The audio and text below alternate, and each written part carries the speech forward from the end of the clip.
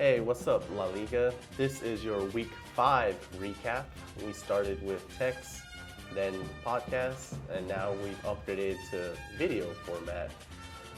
You know me, I'm Minh. That's your commissioner, Alex. And we're here to recap Week 5. How you doing today? I'm doing all right. It's a little hot.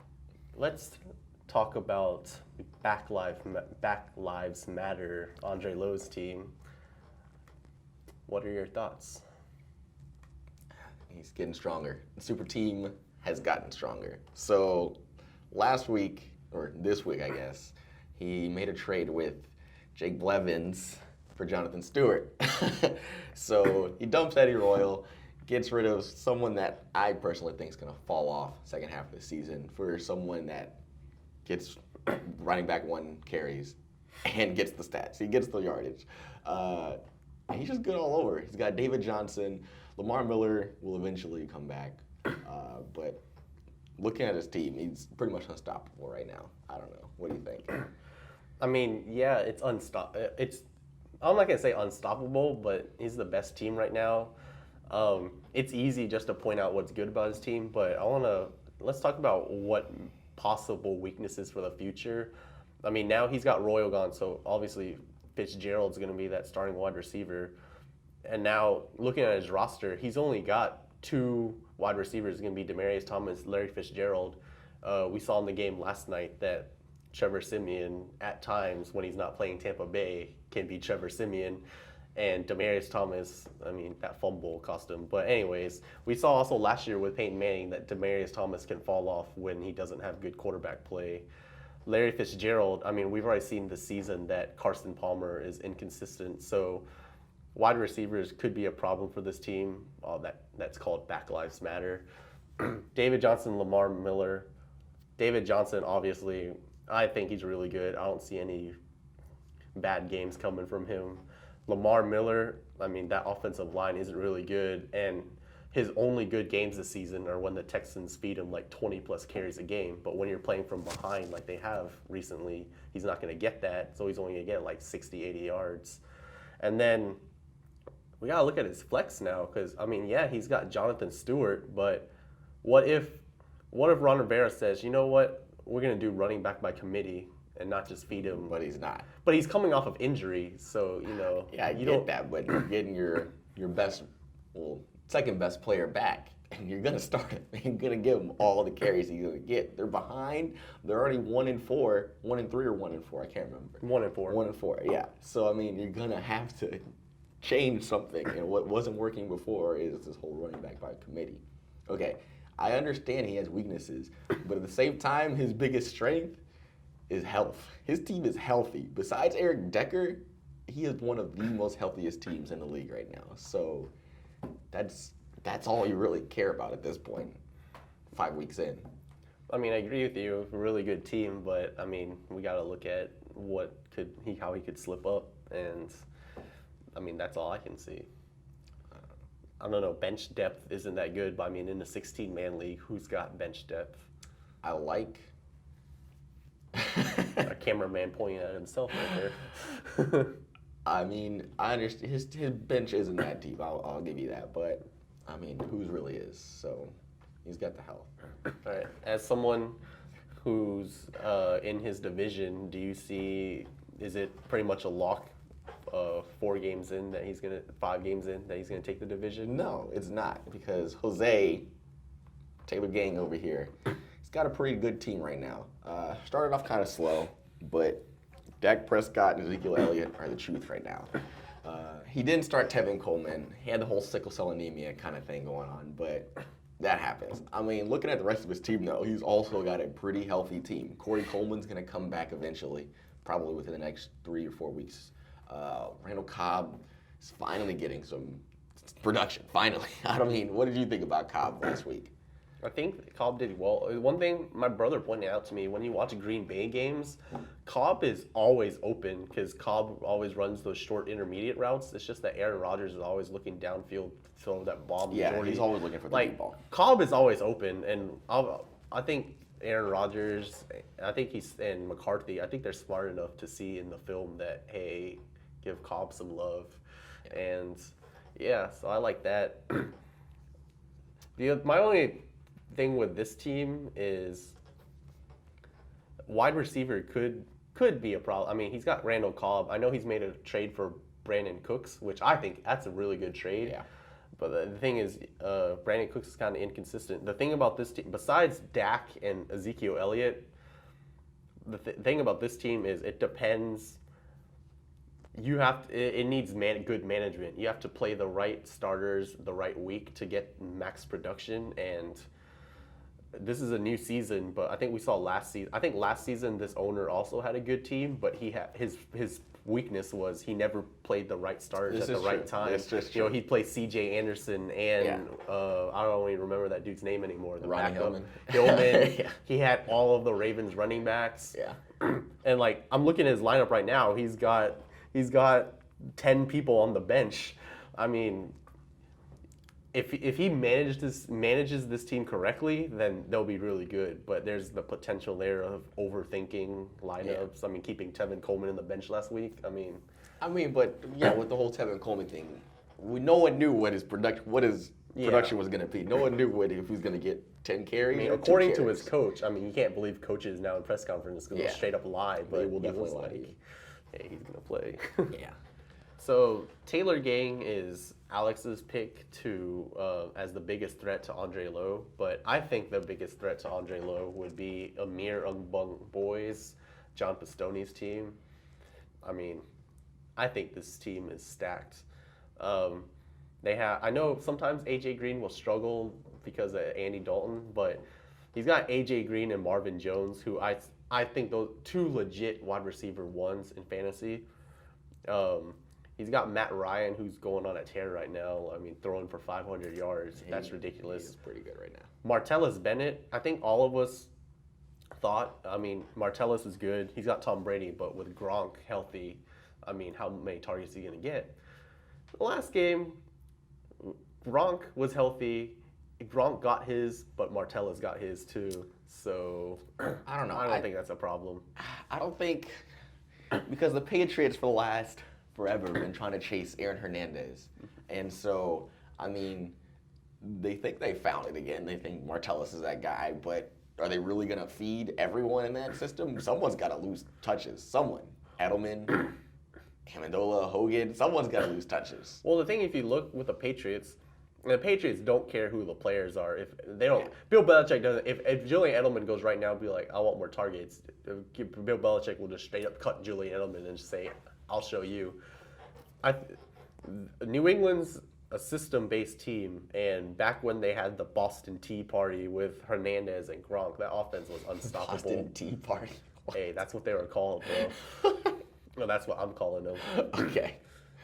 But if you look in the past, the Patriots' weaknesses have been the wide receiver position. I mean, Amendola and Edelman at the end of the day are just checkdowns. I mean, I guess you got Hogan as the deep threat, but really, if you're looking downfield, it's just the tight ends, Gronk and Bennett.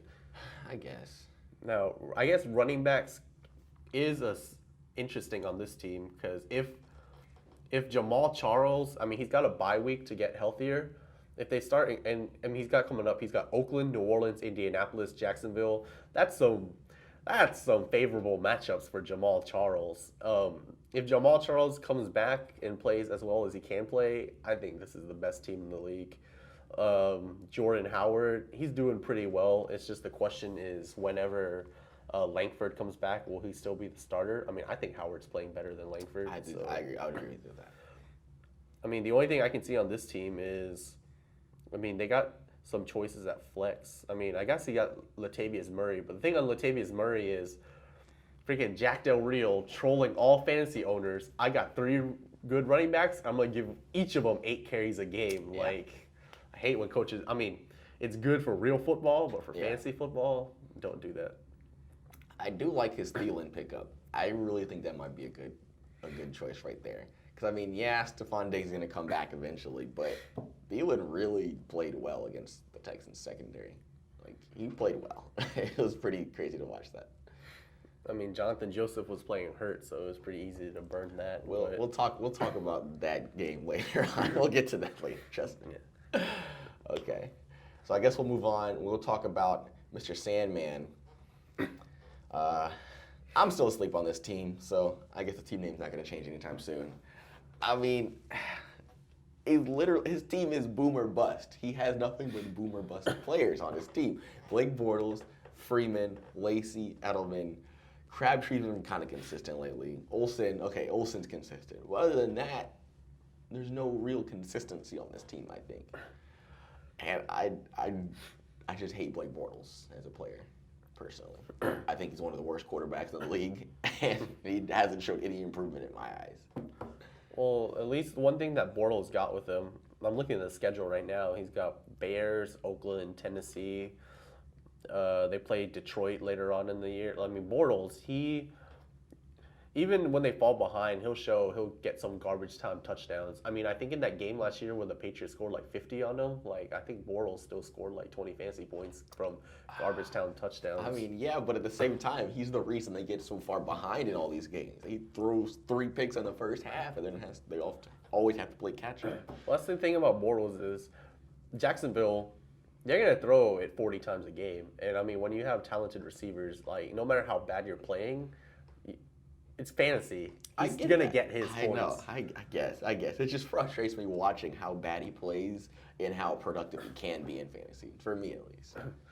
One thing I do like about this team is he has more I think he has more consistency than you giving him credit for.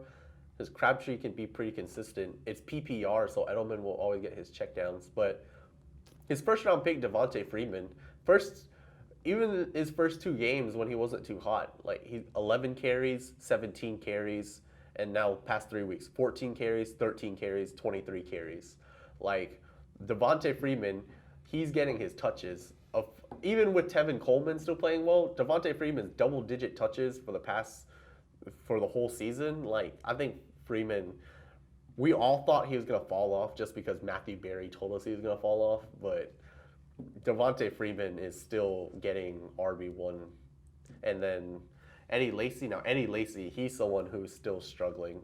But at least he's still getting double-digit carries, so there's still the hopes that maybe Green Bay will drive down the field and he'll get to punch it in that eventually. Green Bay offense has not been good this season. It's been pretty mediocre in my eyes. They're just bad. Aaron Rodgers hasn't been great, essentially. He's been pretty Like, I mean, he still got the volume, but the accuracy, I haven't seen the accuracy that I've seen from before. I think the play calling is pretty bad on this team. Like, they need to improve, but I mean, they got so much talent that I'll trust them. Yeah, I mean, you got Aaron Rodgers, you got a pretty good chance. Looking at this team, I would say this team has probably one of the weakest benches. Yeah, there's no one on that bench. Like, this bench is pretty bad. It's pretty indicative when he has Spencer Ware as flex when Jamal Charles is back that you got a weak bench. I mean, I think he was playing Ted Ginn a couple of weeks at flex, and I saw that. I was just like, I don't know why he has 2 open spots here. Like, I mean, you need to fill up your roster. There's no point going into a week without a full bench. Like, there's absolutely no reason for it. But whatever. He has his ways. All right, now we're going to talk about 2 teams that were struggling at the beginning of the season, but now they're starting to pick it up. The first team we're going to talk about is Jacob's team. A team has no name. They finally got Tom Brady back and did not disappoint. Yeah. But I want to talk about, can this team be consistent, or was that just a fluke? I don't know. There's a lot of issues on this team right now because there's a lot of questions with these their real life NFL teams. I mean, Brady is going to be Brady. Brady's going to be he should be top 10 by the end of the season, I think. Maybe top 15. Yeah. I don't know. Gio Bernard, on the other hand, the running backs. Let's just talk about the running backs. Gio Bernard, Terrence West. That's about it. I mean, they got DeAndre Washington and Chris Thompson on the bench, but they're not going to play much. Since they just can't figure out what they want to do with their running backs. They can't figure out if they want Jeremy Hill to take all the first 2 carries and then Gio to come in on 3rd down or Gio to come in and do most of the work. I mean, I think Gio's the better of the 2, per se, because Gio's got better cutting. He's faster. He can catch the ball better. Jeremy Hill's kind of just a big dude. And he's got a nice one cut. But besides that, I think Gio's better with running back. But they're not giving him the consistent carries that he needs to get things done. And even when they do, they're falling behind in their games because Andy Dalton's throwing a pick. Receivers aren't getting open. Just bad play calling. I mean, if Marvin Harrison was smart, I mean, right now you only got A.J. Green as your only target. I know they're getting Eifert back. I mean, Eifert back might help Gio Bernard, open up the little check down. But you figure Gio Bernard would get more touches because being the receiving back. I know they've lined him up at flex a couple of times. Yeah. And, I call Jeremy Hill Jeremy Hill's just a better version of Alfred Blue. I mean, they're just big guys that gain 2 yards. Even then, Alfred Blue. Let's not get in Alfred Blue. I said a better version of Alfred Blue. I get that, Alfred but Jeremy Hill's like 30 pounds heavier than Alfred Blue. I mean, Jeremy Hill, to me, he's got a good one cut. If he gets a nice head of steam, he gets through the gap real quick, he can juke off one defender, but that's about it. Otherwise, he's just going to just be hitting everybody and you're not going to get so many yards if you just try and run through everyone. Terrence West, his other starting running back, he played for Cleveland the last few years. He wasn't very good. He didn't have very good cutting. I wouldn't even say he had one good cut. And he wasn't very quick. But with Baltimore's O-line playing the way they have been so far, he's been all right. The only problem I see is Kenneth Dixon coming back and eating into his touches. I see that, but Terrence West, he's, especially with Baltimore firing Mark Trestman, you know all about that as a Bears fan. Throwing the ball like 50 times a game. Like, Terrence West is going to get more carries with Trestman gone. And you're right, Kenneth Dixon, but if you don't change, I think Terrence West will be fine. The interesting thing about this team isn't Brady, but if Allen Robinson and Dez Bryant, he obviously drafted both of them expecting both of them would, probably score him like 15 points a game. Yeah. I mean, Dez has been hurt. Allen Robinson has Blake Bortles at quarterback. But it's a long season. Allen Robinson's finally coming along. If Dez can get healthy, what do you think about that? If Dez gets healthy and they keep Dak as their quarterback, I think they'll be all right. You think so? Because one thing I've noticed from watching Cowboys games are that Dak actually does a good job of spreading the ball around. He'll go to his checkdowns. His most targeted are Jason Witten and Cole Beasley. But if they put Romo back, Romo does one thing. He's going to dance around the pocket and throw that bomb to Dez. Yeah. I don't know if I agree with that. He'll get more targets per se, but it won't be as efficient as with Dak. I think with Dak, there's a lot more efficiency in the offense, and Ezekiel's running great. And then that's the whole point of their drafting Ezekiel, is that they don't want to throw the ball as much. They don't want to put as much pressure on their quarterbacks at the same time. So they get this nice balance in their offense. With Dez having Dak in the offense, I think everything's just going to work like a well-oiled machine, and they'll be all right. Let's talk about John Brown, though. Last year, you even said it. Arizona, they have 3 wide receivers, and there's not enough targets for all of them. I was shocked this preseason. I was reading guys like Matthew Berry. What's the guy on the NFL? Fabiano. Yeah, Michael Fabiano. Okay. All these fantasy experts, they're saying, look, in all my leagues, if I have a chance to draft John Brown and Michael Floyd, I'm going to take both of them. And I thought they were dumb preseason, and they're proving to look dumb now. I'm talking to you, Fabiano. You're fucking retarded. I don't know. I thought John Brown was going to be all right. I thought of the 3, Michael Floyd was going to be the one that fell out of favor. Because, what has he done for the last however many years he's been in the league? He hasn't done anything. He had that one good season way back in, 2011, 12 or something like that? He's been in the league for a while now.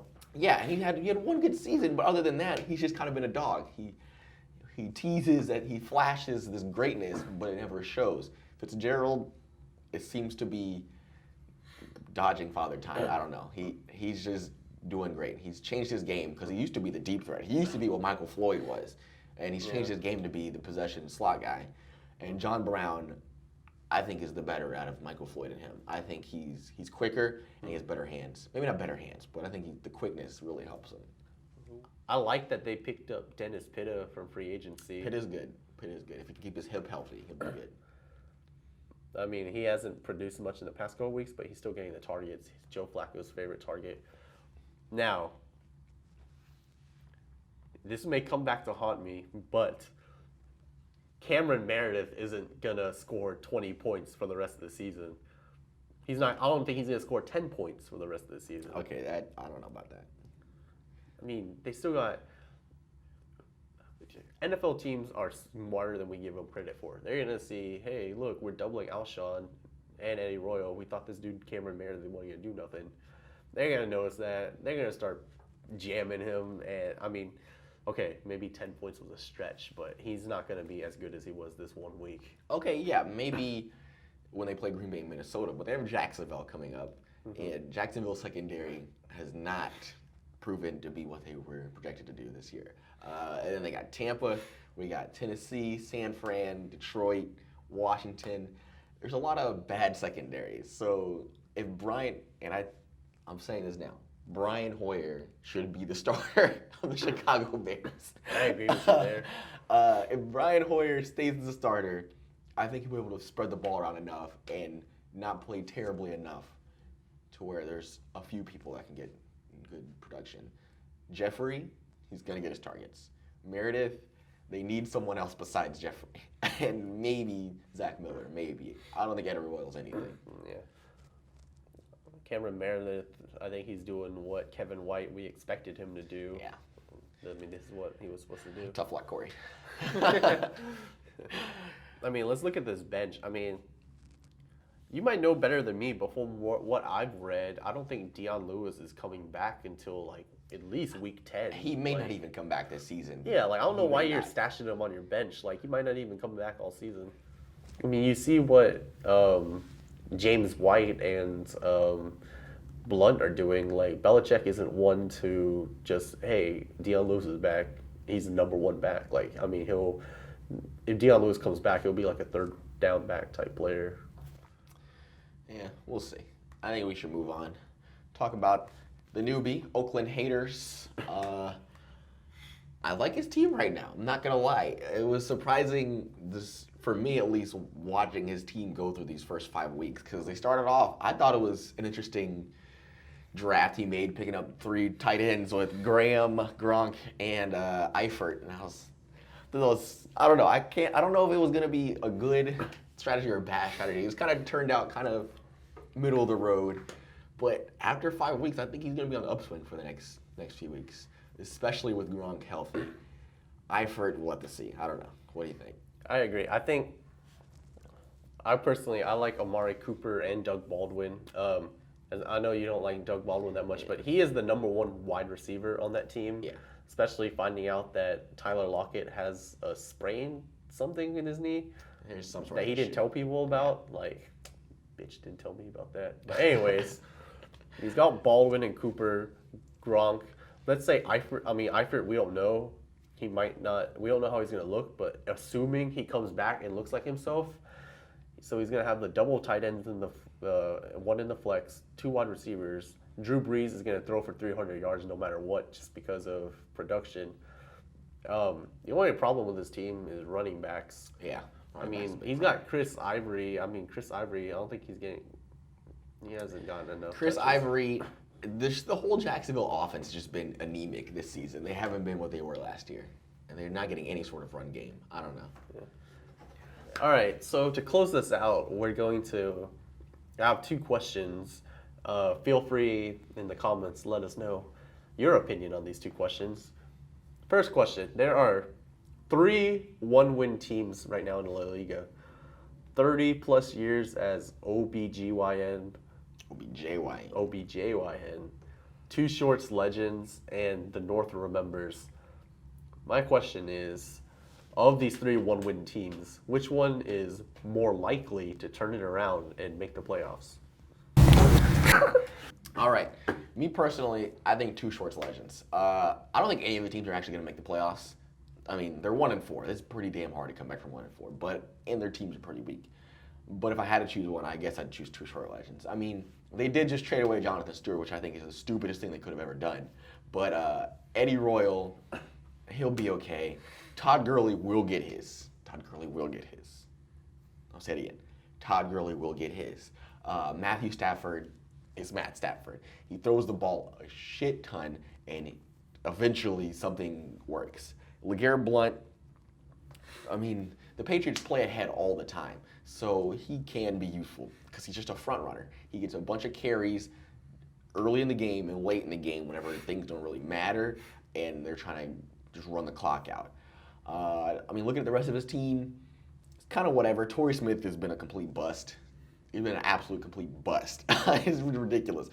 Travis Kelce, though, he's okay.